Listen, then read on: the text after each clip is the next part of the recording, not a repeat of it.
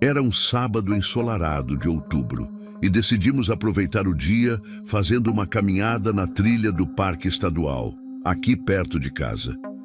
Como estava um dia lindo, levamos nossa câmera para registrar alguns momentos juntos. Sempre gostamos de tirar fotos em nossos passeios, principalmente porque o Júlia adora postar nas redes sociais. O clima estava perfeito, com uma brisa suave e aquele sol gostoso de primavera. Chegamos cedo, por volta das 9 horas da manhã, e praticamente não havia outras pessoas no local, o que tornou tudo ainda mais especial e romântico. Passamos o dia todo caminhando, conversando e tirando várias fotos. A Júlia estava especialmente animada naquele dia e queria registrar cada momento. Ela tirou fotos minhas, observando a paisagem, algumas nossas, juntos, usando o temporizador da câmera, e várias delas posando perto das árvores e flores do parque. No final da tarde, quando o sol já estava começando a se pôr, notamos alguns movimentos estranhos na mata, como se alguém ou algo estivesse se movendo entre as árvores. Na hora não demos muita importância, achamos que poderia ser algum animal, ou mesmo outras pessoas fazendo trilha, apesar de não termos visto ninguém por perto durante todo o dia. Voltamos para casa, já era noite, exaustos, mas felizes com nosso dia. Depois de um banho relaxante, a Júlia insistiu para vermos as fotos que tínhamos tirado. Ela sempre faz isso, mal pode esperar para escolher as melhores e postar nas redes sociais. Sentamos no sofá da sala com a câmera conectada na televisão. Assim poderíamos ver as imagens em uma tela maior. As primeiras fotos estavam lindas, mostrando toda a natureza do parque e nossos momentos juntos. Foi então que comecei a notar algo estranho. Em uma das fotos onde eu estava sozinho, observando uma área com flores, havia uma forma escura parcialmente escondida, atrás de uma árvore ao fundo.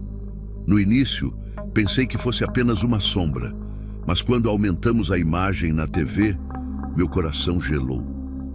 Quanto mais fotos passávamos, mais aquela sensação horrível crescia dentro de mim. Em absolutamente todas as fotos que tínhamos tirado, lá estava aquela mesma figura sombria, sempre meio escondida, mas definitivamente presente. Numa foto, estava atrás de um arbusto, em outra parcialmente coberta por um tronco de árvore, e assim por diante. O pior era seu rosto. Tinha um sorriso assustador, quase desumano, e seus olhos. Aqueles olhos pareciam perfurar a alma de quem olhasse para eles. A Júlia começou a tremer quando percebeu que aquela coisa tinha aparecido em todas as nossas fotos, sem exceção, e sempre nos observando com aquela expressão terrível. Imediatamente fechamos a televisão, mas aquela imagem já estava gravada em nossas mentes. Começamos a relembrar cada momento do dia, tentando entender se tínhamos visto ou ouvido algo fora do normal. Me lembrei dos barulhos na mata no final da tarde e um arrepio percorreu minha espinha. Como não tínhamos percebido aquela presença o dia todo. Era impossível que alguém tivesse nos seguido por tantas horas sem que notássemos. O parque não era tão grande assim, e durante todo o dia não vimos praticamente ninguém por lá. A Júlia estava completamente em pânico, agarrada ao meu braço e repetindo que queria deletar todas as fotos imediatamente. Confesso que também estava apavorado, mas tentei manter a calma para não piorar ainda mais a situação. Com as mãos tremendo, peguei a câmera de volta e comecei a olhar as fotos uma por uma, agora mais detalhadamente. Foi aí que percebi algo ainda mais perturbador. Parecia que a cada foto, aquela figura estava um pouco mais próxima de nós. Nas primeiras fotos da manhã, ela estava bem ao fundo, quase imperceptível. Mas, nas últimas fotos do dia, principalmente naquelas tiradas quando começou a escurecer, a figura já estava assustadoramente perto, às vezes a apenas alguns metros de distância. Como não tínhamos notado isso na hora?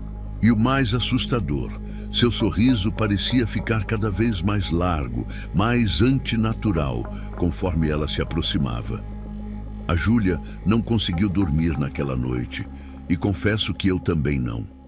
Ficamos acordados até o amanhecer, com todas as luzes acesas, tentando encontrar alguma explicação lógica para o que tínhamos visto.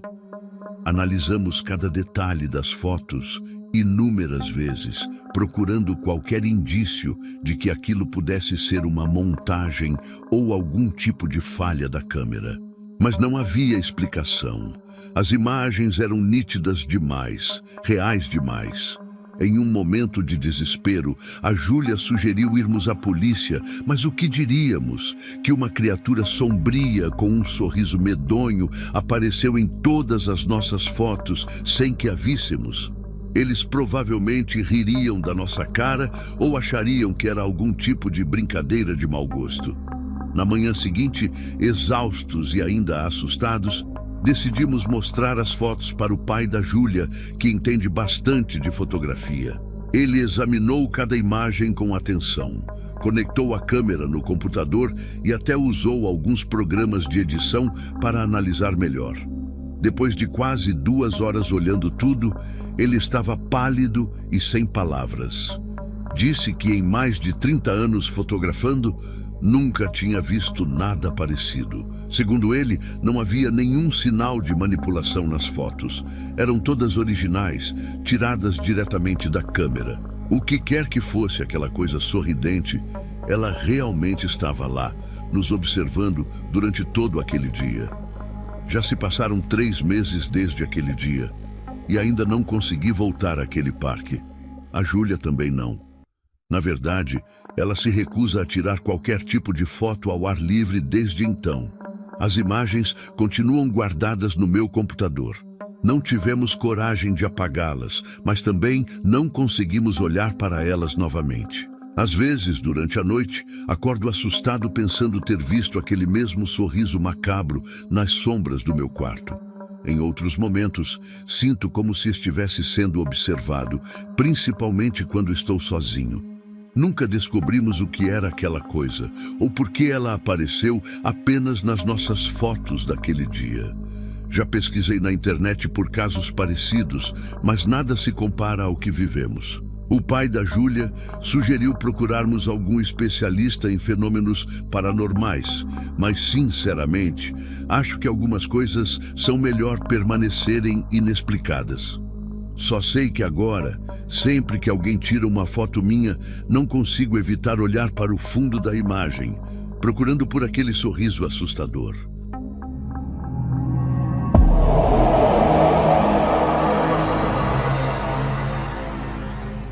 Nunca imaginei que uma simples viagem de camping pudesse me deixar tão perturbado até hoje. Era um fim de semana comum de julho, e eu tinha combinado com meus 2 amigos de infância, Pedro e Miguel, de acampar no Parque Nacional de Ubajara, no Ceará.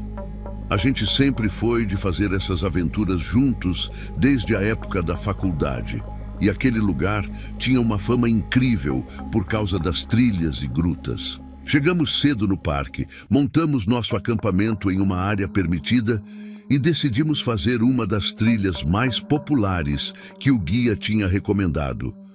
O tempo estava perfeito, com um sol agradável e uma brisa refrescante típica da serra. Eram mais ou menos 2 horas da tarde quando começamos a trilha. O caminho era bem marcado, com placas indicativas a cada 200 metros, e tinha várias outras pessoas fazendo o mesmo percurso. Estávamos animados, tirando fotos da paisagem e conversando sobre trabalho e vida, quando começamos a ouvir um assovio muito bonito e peculiar vindo de algum lugar à nossa frente. No começo, achamos natural, afinal, tinha outros grupos fazendo a trilha. O som era uma melodia suave, quase hipnotizante, que parecia chamar a gente. Pedro até comentou que devia ser algum guia chamando outro grupo, porque o assovio tinha um ritmo muito certinho, como se fosse uma música conhecida que a gente não conseguia identificar. À medida que a gente ia andando, o assovio parecia ficar mais nítido, como se estivesse cada vez mais perto. Foi aí que percebi que não estava vendo mais nenhum outro grupo na trilha, o que achei estranho, porque minutos antes tinha bastante movimento. Decidimos seguir na direção do som, pensando que talvez fosse alguém precisando de ajuda ou um guia procurando por visitantes perdidos. O assovio tinha um padrão que se repetia a cada meio minuto mais ou menos, e a gente conseguia ter certeza da direção que vinha. Miguel até pegou o celular para tentar gravar o som, mas por algum motivo o áudio não captava direito, saía só um chiado. A essa altura, já tínhamos saído um pouco da trilha principal, seguindo por entre as árvores na direção do assovio. Eu comecei a ficar preocupado porque não conseguia mais ver as marcações da trilha, e o Pedro também demonstrou inquietação quando percebeu que nosso sinal de celular tinha sumido completamente. O som continuava, mas agora parecia vir de direções diferentes, como se estivesse circulando ao nosso redor. Era uma sensação muito estranha, porque a melodia continuava exatamente a mesma, sem nenhuma variação, como se fosse um arquivo de áudio tocando em loop. A temperatura pareceu cair de repente, e aquela brisa agradável do começo da tarde se transformou em um vento gelado que fazia as folhas das árvores farfalharem de um jeito perturbador. Miguel, que sempre foi o mais racional de nós três, sugeriu que a gente parasse de seguir o assovio e tentasse voltar para a trilha principal.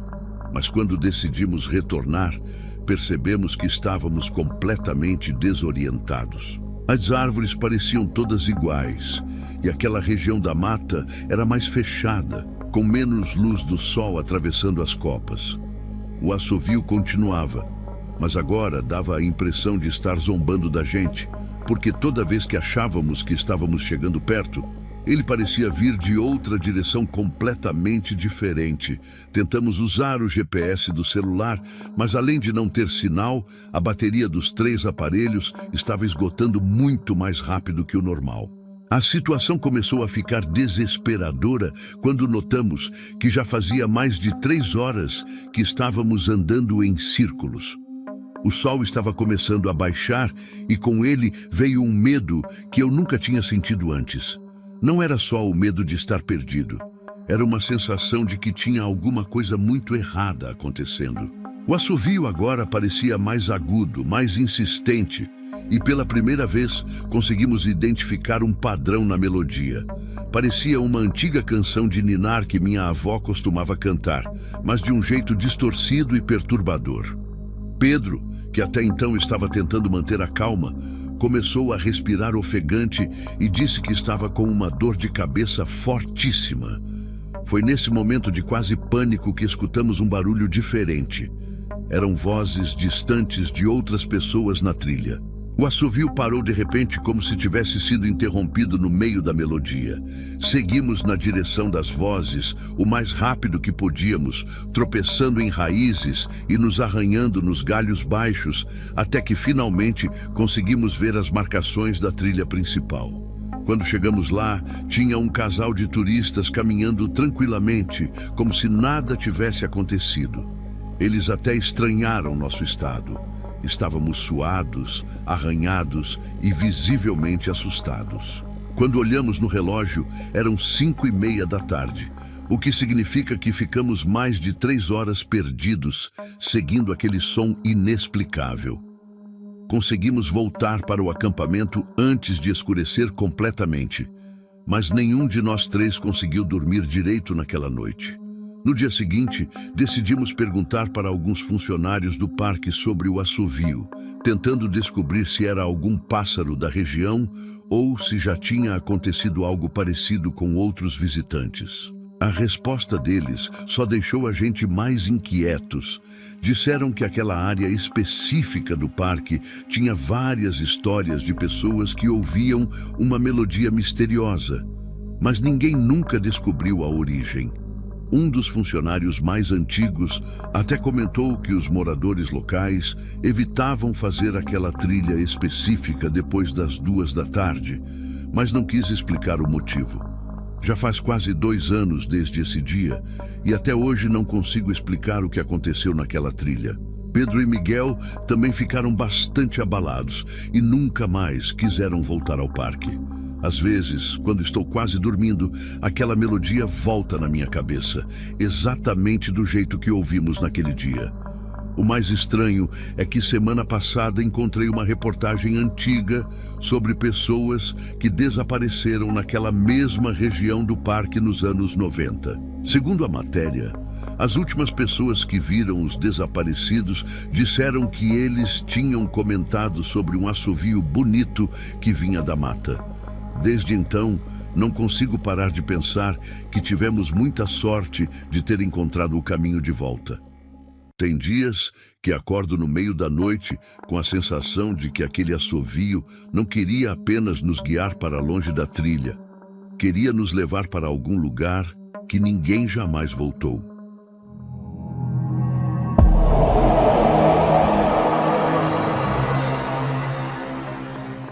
Nunca vou esquecer aquele dia na Chapada dos Veadeiros. Eu e mais 4 amigos tínhamos planejado essa trilha há meses. Sempre fomos apaixonados por camping e trilhas, mas nada nos preparou para o que aconteceu naquela noite. Era julho, época de seca em Goiás, e decidimos fazer o circuito das cachoeiras, que dura 2 dias.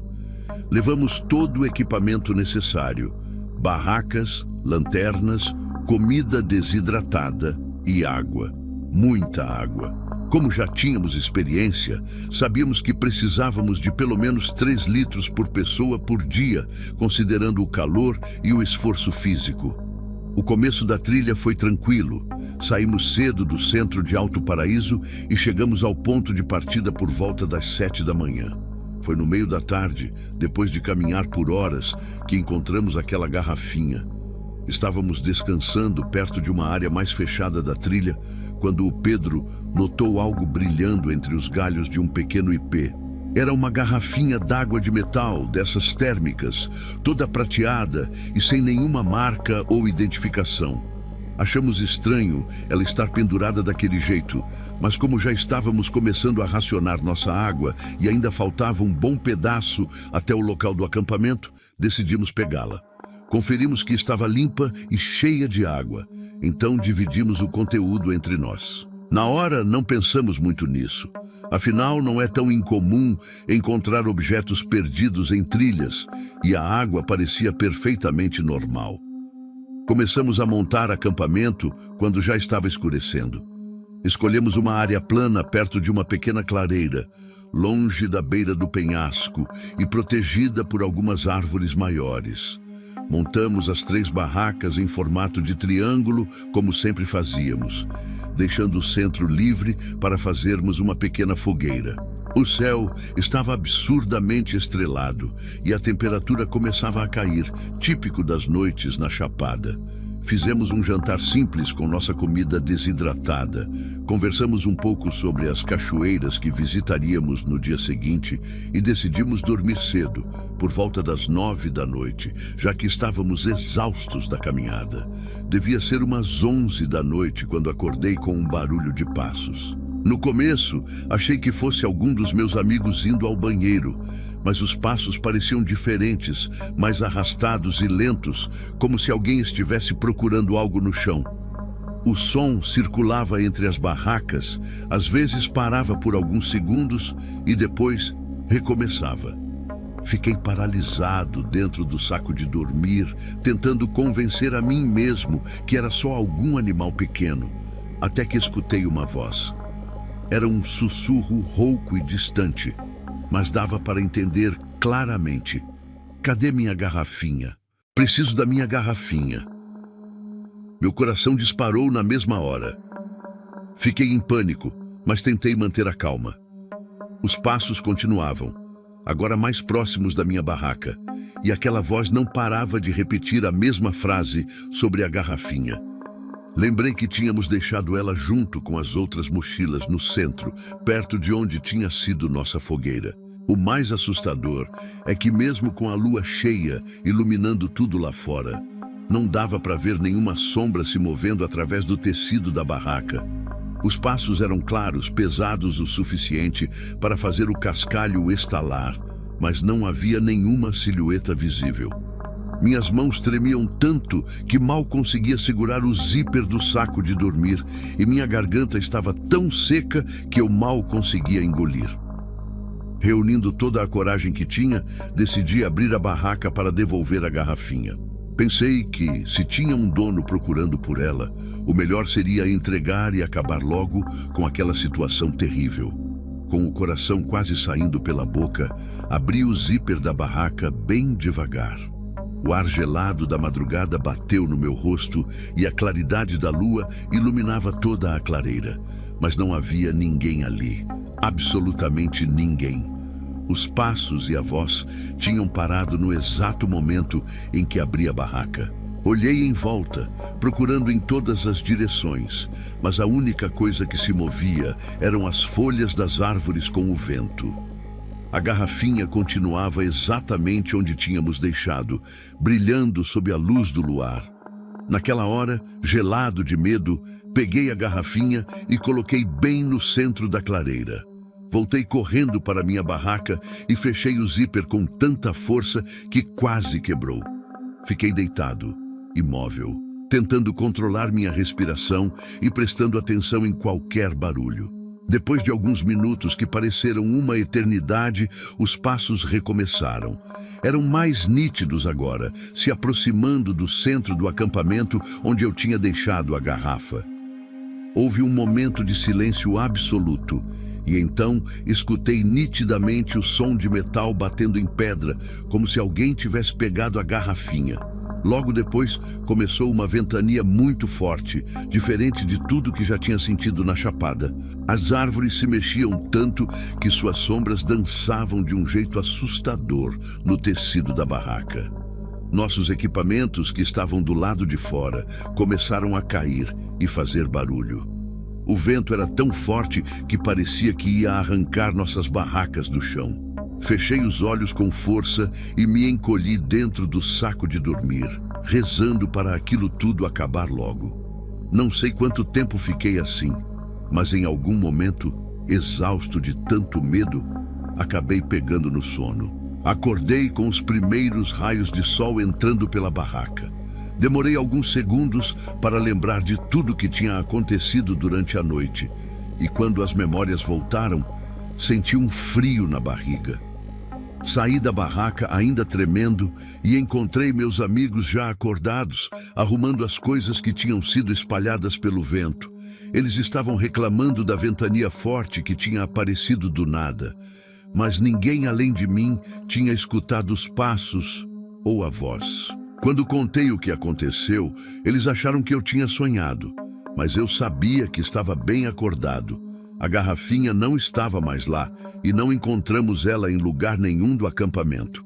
Enquanto arrumávamos tudo para continuar a trilha, notei algo que fez meu sangue gelar. No chão, exatamente onde eu tinha deixado a garrafinha, havia uma marca circular na terra, como se algo tivesse ficado ali por muito tempo. E ao redor dessa marca, dava para ver pegadas, mas não eram pegadas normais.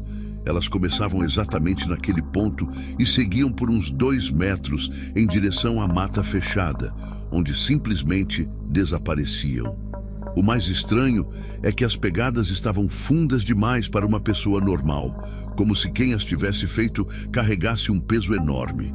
Mostrei para meus amigos e pela primeira vez eles pareceram acreditar que algo realmente estranho tinha acontecido naquela noite. Decidimos sair dali o mais rápido possível. Ninguém estava mais interessado em continuar a trilha ou visitar as cachoeiras. Arrumamos nossas mochilas em tempo recorde e começamos a voltar pelo mesmo caminho que tínhamos feito no dia anterior. Durante todo o percurso de volta, tive a sensação horrível de que estávamos sendo observados. O sol estava quente e o dia estava claro, mas cada vez que passávamos por uma área mais fechada da trilha, a temperatura parecia cair alguns graus. Várias vezes achei ter visto algo se movendo entre as árvores com o canto do olho, mas quando olhava diretamente não havia nada ali. Fizemos o caminho de volta praticamente sem parar para descansar e ninguém falou muito durante a descida. Já se passaram 3 meses desde aquele dia e até hoje não consigo entender o que aconteceu. Sempre que conto essa história, as pessoas dizem que deve ter sido algum outro campista pregando uma peça ou que imaginei tudo por causa do cansaço da trilha. Mas sei muito bem o que vi e ouvi naquela noite.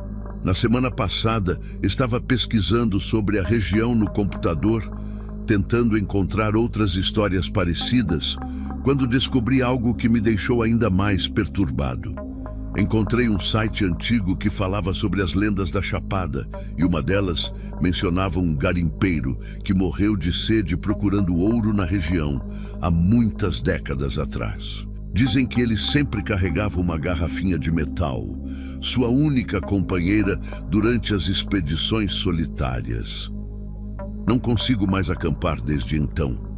Meus amigos continuam fazendo trilhas e me chamam para outras aventuras. Mas só de pensar em dormir no meio do mato, começo a sentir aquele mesmo frio na barriga. Nunca mais voltei à Chapada dos Veadeiros e, sinceramente, não pretendo voltar. Às vezes, quando estou sozinho em casa e escuto algum barulho de passos à noite, meu coração dispara na mesma hora.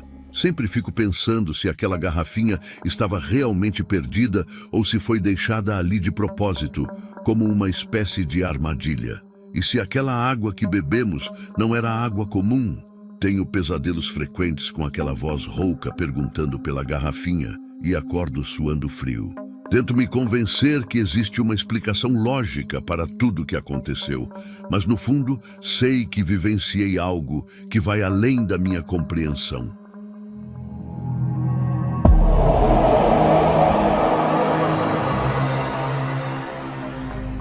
Nunca pensei que uma simples viagem de acampamento com meus amigos fosse me deixar tão perturbado até hoje.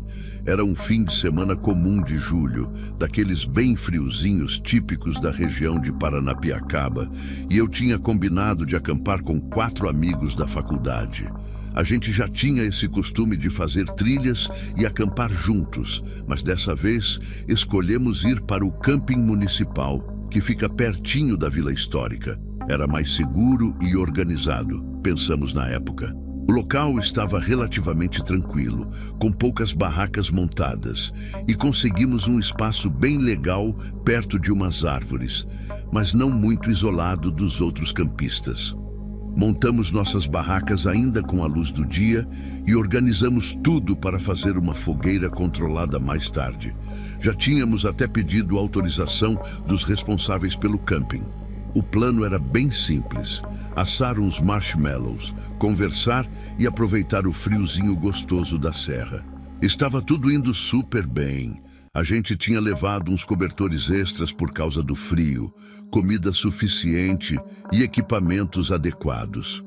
Por volta das 7 da noite, quando já estava escuro e estávamos todos sentados em volta da fogueira, começando a assar os marshmallows, um rapaz da barraca ao lado se aproximou. Ele parecia ter uns 25 anos. Vestia roupas de trilha bem comuns e carregava um saco de dormir debaixo do braço. Um detalhe que me chamou a atenção na hora foi que, mesmo sendo julho e fazendo muito frio, ele estava com uma camiseta de manga curta, daquelas bem básicas de algodão. Mas enfim, ele se aproximou educadamente e perguntou se podia pegar um isqueiro emprestado, já que o dele tinha parado de funcionar. A Mariana, que estava do meu lado, logo ofereceu o dela. O rapaz se apresentou como Ricardo e começou a conversar com a gente, contando que estava viajando sozinho pelo Brasil fazia alguns meses. Disse que tinha começado pelo sul e agora estava descendo a Serra do Mar, conhecendo as cidades históricas. Ele falava de um jeito tranquilo e tinha aquele papo típico de mochileiro, sabe? Contando histórias de viagem e lugares que conheceu. Ficamos conversando por uns 15 minutos, até que ele agradeceu pelo isqueiro e voltou para sua barraca, que ficava a uns 20 metros da nossa. A noite seguiu normalmente. A gente continuou assando marshmallow e batendo papo. Até que por volta das 11 da noite começamos a ouvir vozes vindas da direção da barraca dele. No começo, não demos muita importância, afinal, era normal ter gente conversando no camping. Mas algo começou a me incomodar. Dava para perceber claramente que eram duas vozes diferentes conversando, mas mais cedo ele tinha dito que estava viajando sozinho.